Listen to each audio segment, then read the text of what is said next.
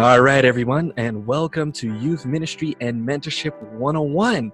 Today, I am with Geneva Gilot. How are you doing today? I'm doing great. How are you? Doing all right. So, life been treating you well? Yeah, it's been going great actually. I've been working really hard and it's just with like steps that have been given, like it's I feel like I can go back farther than where I am and I've been doing better. So All right, we'll get into that later because I think you're alluding to how you've been mentored. So we'll get into that later. But let's ask first if you could introduce yourself and let the people know who you are, what you do, and Hi, I'm what you Geneva. experience. I'm 17 years old. I'm going to be 18. I'm going to my senior year. So a lot of big things are happening for me, a lot of things I have to do. So far, actually, everything's been going great in my life. I've been doing great. There's like a lot of things that I've been doing. And yeah, I'm a twin. So there's that. Okay, explain what kind of twin are you, though? I'm a fraternal twin. My brother is, yeah, I have a brother. His name is Arlie.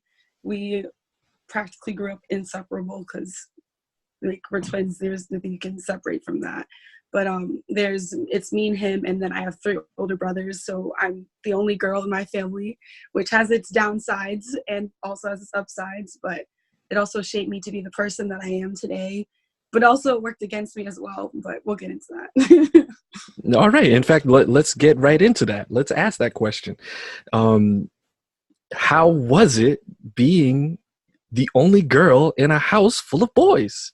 It's honestly, it's like you're treated. It makes me more like I'm more sensitive, but also I am a tough person because of my having 4 brothers. You know, they're brothers, they're boys. They'll be tough, they're rough, and that's how it is. So having 4 brothers, like all of them together, and most of them being stronger than you, you have to like tough up a little bit. You have to be like one of the guys. So having my 4 brothers, I'm more like I'm one of the guys, but I'm a girl. Like I'm a girl all the way.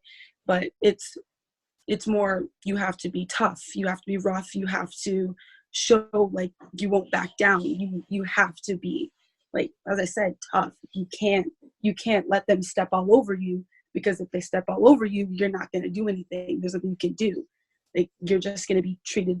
They're gonna just keep stepping over you. So with having my 4 brothers, like, and my mom, she's the one. She's also taught me like don't let them step over you. You have to show that you're strong. You have to be strong.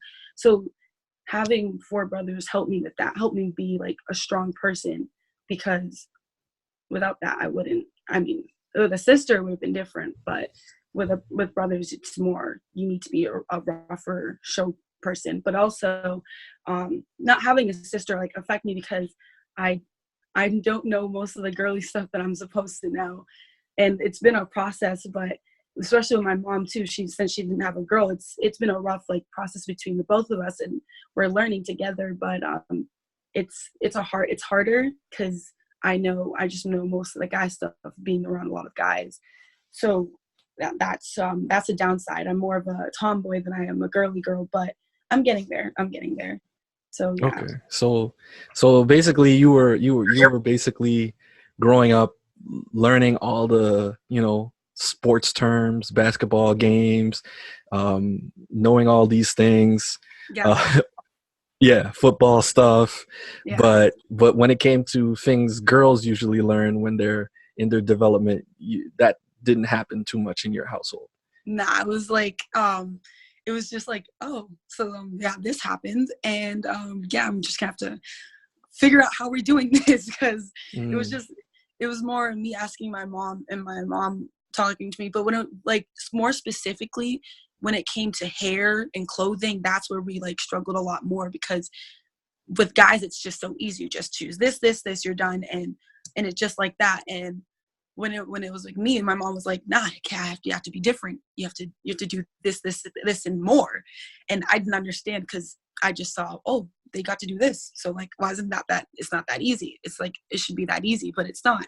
And especially with hair, my mom, because she didn't grow up having like other girls to practice on, I'd say mm, like when it comes to my hair, it's like, oh, we need to find like different things. We need to do different things. My mom, she doesn't know how to do hair because she didn't have little girls to do hair to figure out. So my mom doesn't do my hair. Like, she does to her best abilities. And I mean, it helps, but it's a learning experience for her and learning experience for me. So that's like another thing that was difficult, because with guys, it's just get a haircut, send them to the barbershop, there you go. But for the girls, you need to find a hairdresser. You need to find someone who's consistent with it. You have to take care of the hair and grow it. It's a lot more. So there's that. So with that being said, you growing up with all these boys, and you had some advantages and some disadvantages. Besides your mom, who would you turn to for that advice on how to grow up as a young lady? Well, obviously I also had friends, like I have my best friend / I call her my sister because she's so close to me. Her name's Rosie. She helped me a lot with it because she's a year older, so everything's happened to her before, and she'd help me with a lot of things. But I have a mentor who did help me with like a lot of these things, like with everything that I'm going through now, like helping me develop more into like the person that I am today, and helping me with not only like styles and like physical like clothing and stuff like that, but also mentally with what I need to do as well. Okay. We'll get into mentorship for a second, but let me ask you this question. Might be a little difficult, so think on it. How do you think the church can have better intergenerational relationships, especially with your generation, Gen Z? All right. So at Bethel, we have currently right now we are having 2 services. There's a service that is Creole only and an English service as well. And those, I mean, that I really do believe that is a good idea. But with the 2 different services, we are separating the adults who are more speaking Creole from the kids themselves who speak English. And I really do think it's a great idea. I do think like it could happen every once in a while. But I also I was talking to my mom about this because me and my mom are really close. We talk about a lot of things because of everything, because I'm the only girl. We communicate. And so I wish that all communications can be like that. But we talked about it, and she was telling me how she feels so disconnected away from us because from when we were before, when we had one service. And I can see it because when you go to church and all the adults are gone, you see only the kids, and that's good too, to connect with the kids in our own little community of the church, because that also keeps you within the church. But also to get that integration, to get that intertwined with the older generation.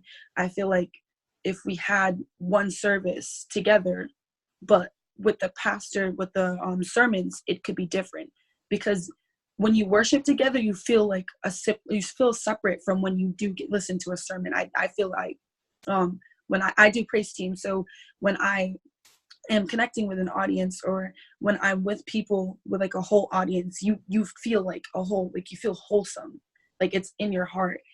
And it's just different when you're separated from the adults and with the next generation. It's just, if they were together, like I feel like we're closer. It's like a close community type thing.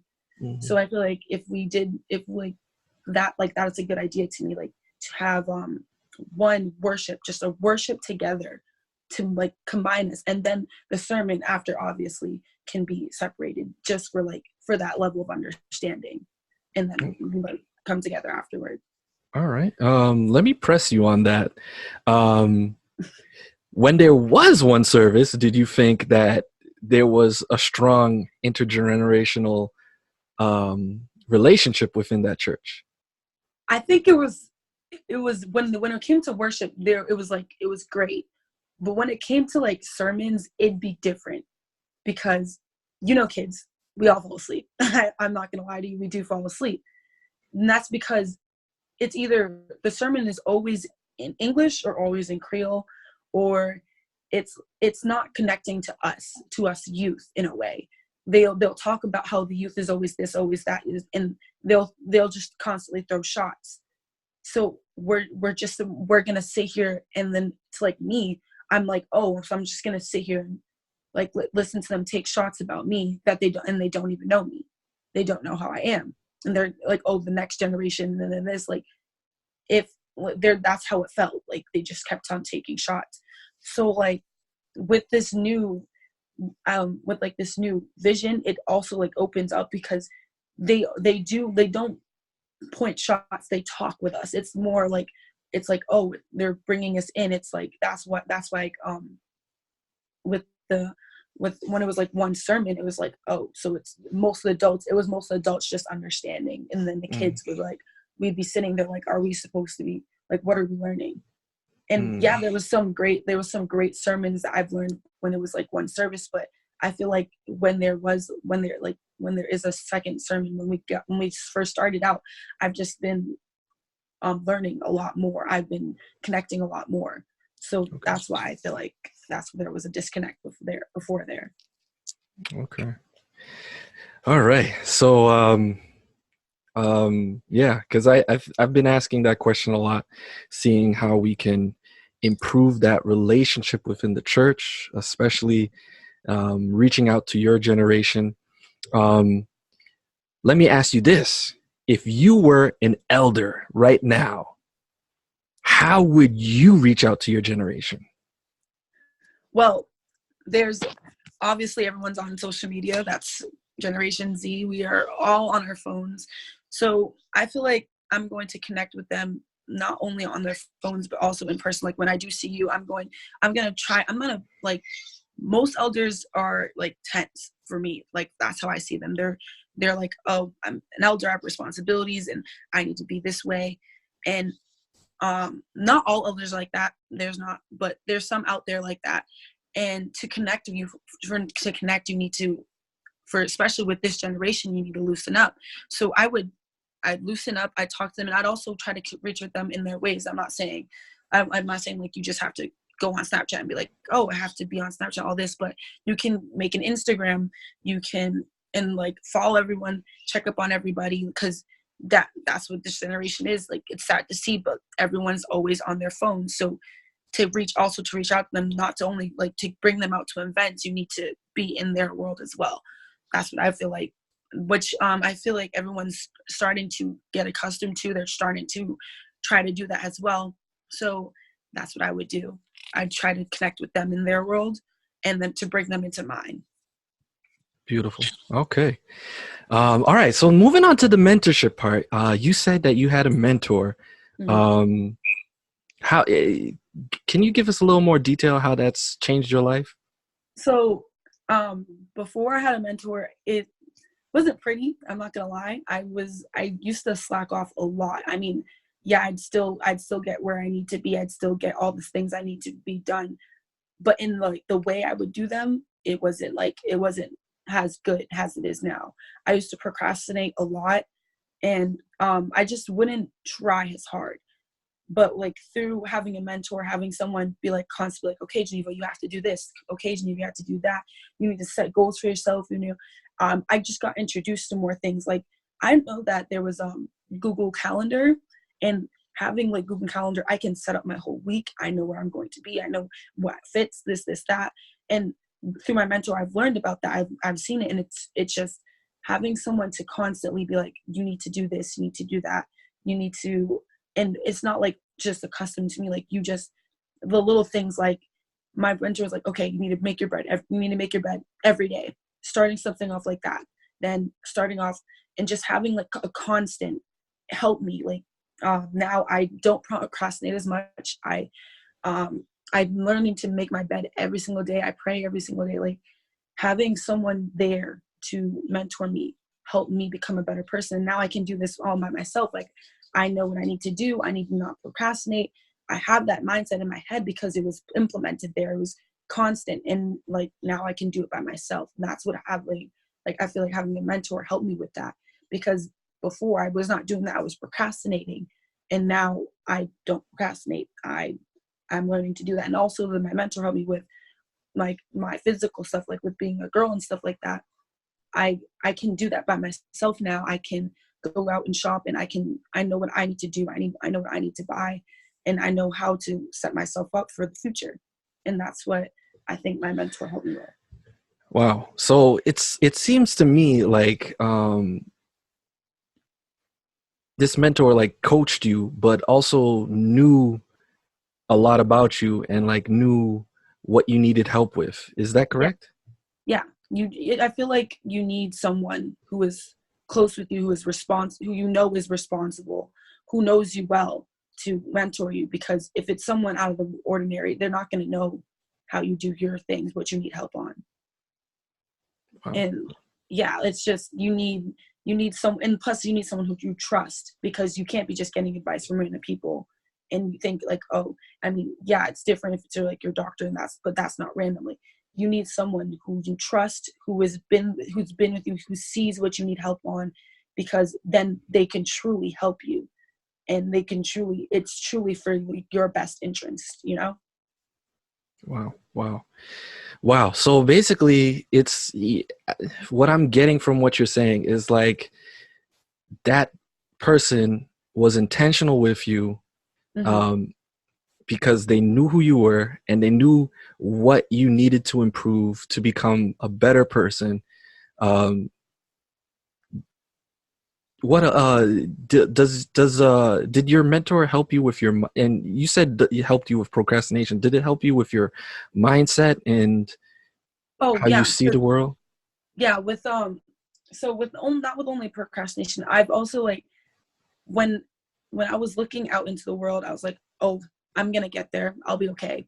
But with this, it's more, if you try hard, the harder, like the better your outcome will be. And that, with that, like, my mentor really implemented that, because when you try hard, you get good results. And that just, with that, like, it helped me a lot more, because now I'm like, okay, so I can really do this. I can really set myself up, and it'll be successful. I can be successful if I work hard, and I put in the work. I put in 100, more than 100%, 120, 200% of my time, and I make sure this works, it'll work. And my mentor was like, you gotta be consistent with it. You have to keep putting in. And even when it seems like it's low, you have to keep going, because at the end of the day, like, you will get there. And that, I think that really helped me, because I would put in the work. I could put in the work, and I'd keep going and I just, the better results I'd get. And I think that's what it, like, that mentor, having me, like, having that person help me, like, that helped me a lot, because now I know if I put in the work, things could get done. It'd be easier for me in the future, you know? Wow. So let me ask this. Do you think this kind of mentorship relationship would be beneficial for more people in the church? Is it something that you think should happen more of? Um, what do you think? I think, yeah, I honestly think it'll help more, because um being a teenager in general is very hard. We do have a lot of pressure.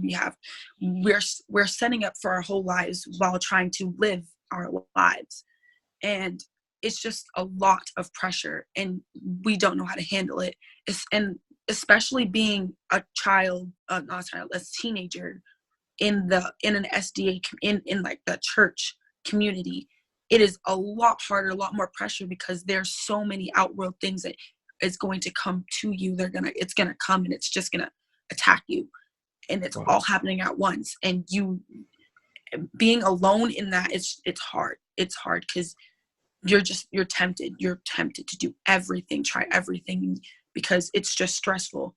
So having a mentor, having someone to help guide you, it helps a lot. It helps like the stress level, because like, okay, someone has my back. Someone is there to tell me, like, not to just like help tell you what to do, but to guide you, to be like, okay, these are the steps that you need to take, and break it down for you. So when you go into college, you're like, I already know what to do. I know what I have to do.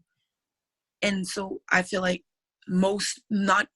everyone needs someone, and that's just the reality of it. Everyone needs someone. There's always going to be God, and he's always there, but everyone needs someone. And especially in the SDA, especially in the church community, that like everyone should have a mentor. It just helps with your development. Wow. Okay. All right, Geneva. So basically, you're just saying how it's very helpful to have a mentor. It's changed your life for the better.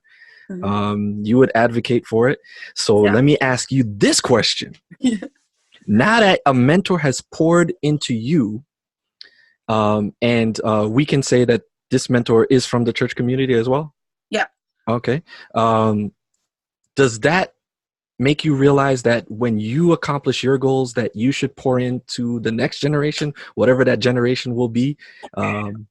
Yes, because I mean, as we're growing older, the world's only getting better, and we're just gonna have to keep working hard to bring our youth to God.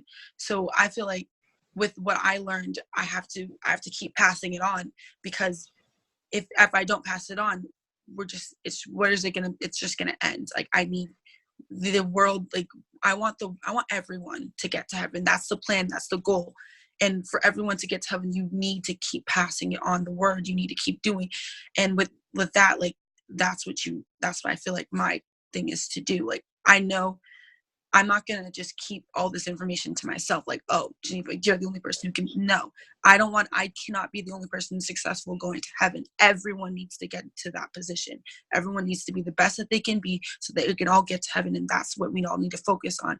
It's not just ourselves, that we can improve ourselves.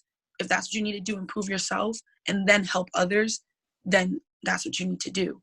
And I feel like everyone should have that mindset. We need to help everybody. And that's why I like the mentor community. I like that mentor stuff because it helps everyone.